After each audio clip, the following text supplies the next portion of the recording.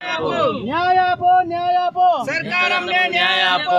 भाजपा तेरी तानाशाही नहीं चलेगी, नहीं चलेगी, भाजपा तेरी तानाशाही नहीं चलेगी, नहीं चलेगी, भाजपा तेरी तानाशाही नहीं चलेगी, नहीं चलेगी।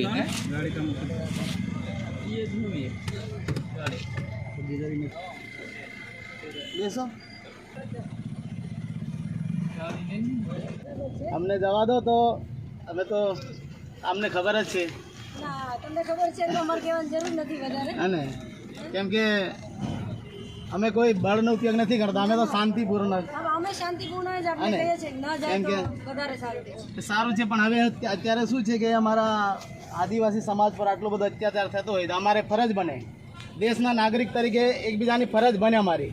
એટલા માટે સાહેબ અમારે છે ને મેં અમારા કાર્યકર્તા સાથે અમે આપને આગ્રહ કરીએ છીએ. ના પણ અમે તમને જવા નહીં દઈ શકીએ એટલે તમે અમને સાથે ને સહકાર આપો વિચાર સાથ સહકાર તો છે જ, એટલા માટે તો આપણા બધા ઊભા છે. બાકી તો મંજૂરી નથી મળી એ અમને ખબર છે, પણ હવે બધી જગ્યાએ મંજૂરી લેવા રહીએ તો સરકાર તો તમને ખબર જ છે અમારા પર એટલો બધો અત્યાચાર ચાલી રહ્યો છે, બરાબર. એટલે અમે તો પણ અમને જવા દો એ સારી વાત છે. અંદર બેઠા જે કોણ છે આપણી સાથે ના છે અમારા સાથે જ છે, કેમ કે થોડો અમારા પ્રત્યે વિશ્વાસ રાખો, કેમ કે ત્યાં અમારે જરૂર છે. અમારા તમામ કાર્યકર્તા સાથે ત્યાં પહોંચી ગયા છે, એટલે અમે કઈ બળનો ઉપયોગ નથી કરવાનો, બરાબર.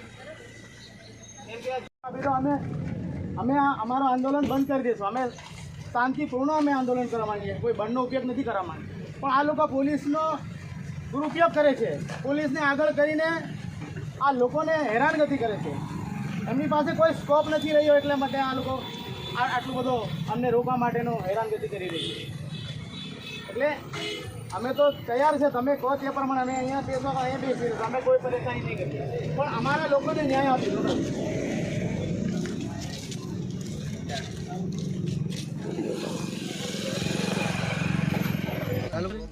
ચાલો. આજ રોજ અમે છોટાઉદેપુરથી આમ આદમી પાર્ટી કાર્યકરો સાથે કેવડિયા મુકામે રેલીનું આયોજન હતું અને ત્યાં આવેદનપત્ર આપવાનું હતું. એના માટે અમે અહીંયાથી અમારા કાર્યકરો સાથે અમે નીકળ્યા હતા. એ દરમિયાન અમોને પોલીસ દ્વારા લેવાંટ ફાટકે ડિટેન કરી પોલીસ સ્ટેશન લાવવામાં આવે છે.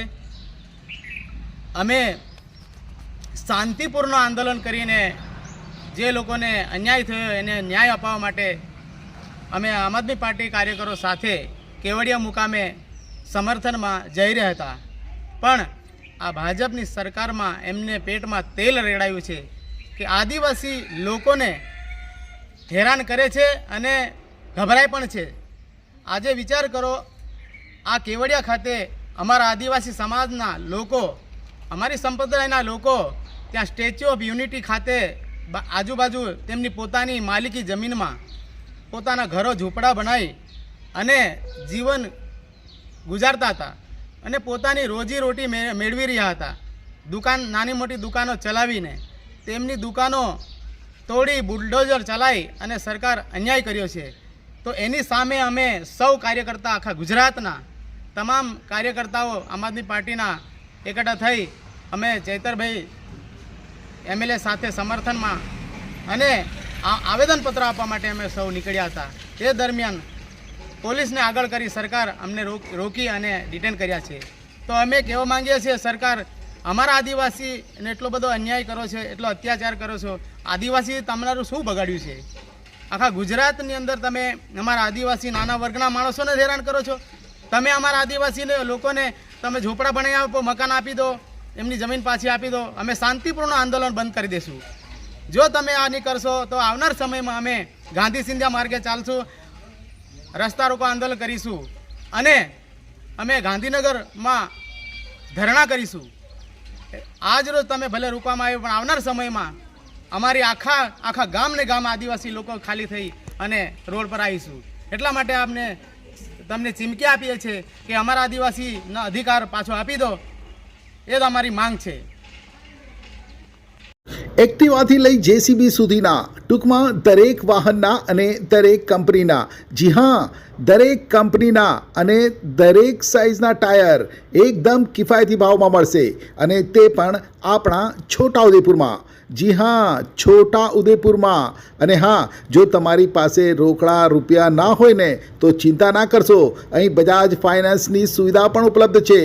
સરનામું છે apex traders, silver spoon hotel સામે, triangle complex, highway road, Chhota Udepur.